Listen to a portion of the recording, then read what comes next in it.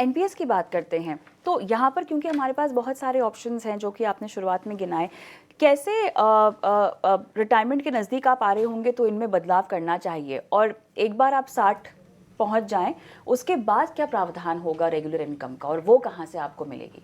Correct. Again regulator ने जब NPS product design किया तो उसमें जो ऑटो चॉइस की हम पहले बात कर रहे थे, उसके अंदर जैसे ही आप 35 के हो जाते हैं, 35 से इक्विटी में अगर आपने इन्वेस्ट किया हुआ है तो वो अपने आप कम हो के टेपरिंग होके आपका पैसा ज़्यादा डेट की तरफ चला जाता है। Every year the asset allocation changes और आपका पैसा मूव होता रहता है। तो वो ऑटो एलोकेशन ने, रेगुलेटरी बॉडी ने डिज़ाइन किया है प्रोडक्ट को। आप एक्टिव चॉइस में हैं तो आपका पैसा जिस तरह से आपने रखा है वैसा ही रहता है। जैसे बताया कि जब हम रिटायरमेंट के पास हैं तो हमें ध्यान रखना है कि हमारा जो एलोकेशन है अगर वो इक्विटी की तरफ बहुत हाई है तो उसको हम धीरे धीरे हमारे जो रिटर्न्स है उसको लॉक कर लें, क्योंकि अब रिटायरमेंट होने वाली है, हम इतना ज़्यादा रिस्क नहीं ले सकते। तो रिटायरमेंट से आई थिंक 3 या 4 साल पहले आपको उस बात का ध्यान रखना और आपको इक्विटी से टेपरिंग कम करते करते डेट की तरफ धीरे धीरे मूव होना शुरू कर देना चाहिए। ये एनपीएस में आप कर सकते हैं? ये एनपीएस में आप कर सकते हैं, क्योंकि एक्टिव चॉइस में आप खुद कर सकते हैं, ऑटो चॉइस में ऑटोमेटिक होता है। प्रोडक्ट डिजाइन ही है इस तरीके से, उसको लाइफ साइकिल फंड बोलते हैं हम लोग। जब आप रिटायर होते हैं तो अब आपको एनुटी खरीदनी है, बिकॉज आपने रिटायरमेंट पेंशन फंड में एनपीएस में इन्वेस्ट ही क्यों किया था, क्योंकि आपको रिटायरमेंट के लिए एक लाइफ टाइम इनकम चाहिए।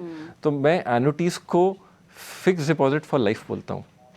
बहुत से लोग इस बात को कंपेयर करते हैं कि फिक्स डिपॉजिट के रेट बहुत ज़्यादा है, अभी एन्युटी के रेट थोड़े उससे कम है, लेकिन फिक्स डिपॉजिट का एक ड्यूरेशन है, वो रिटर्न आपको जो मिलेगी वो 3 साल या 5 साल के लिए मिलता है। उसके बाद से जो री इन्वेस्टमेंट रिस्क होता है, आप 5 साल बाद जब आप कराने जाएंगे तो इंटरेस्ट रेट कम हो जाएंगे और आपको उस पर जो इंटरेस्ट मिलेगा कम मिलेगा। पर अगर आप एन्युटी लेते हैं तो एन्युटी में जो रेट है वो लॉक हो जाता है for life time. If you take annuity at 65 or 70 and if I left in 90, the insurance company or the annuity service provider आपको गारंटी करता है कि वो रेट आपको 20 साल तक सेम मिले।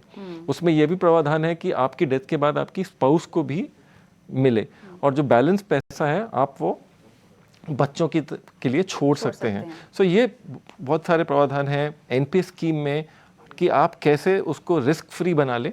आपने हालांकि आपने इक्विटी रिटर्न कमाया है, लेकिन उसको लॉक कर लें। लॉक करने के बाद फिर आप एन्युटी लें और एन्युटी से आपको रेगुलर इनकम आती रहेगी। चलिए, तो कोई भी ऐसा निवेश का विकल्प नहीं है जिससे आप बचना चाहें या जिसको छोड़ देना चाहें।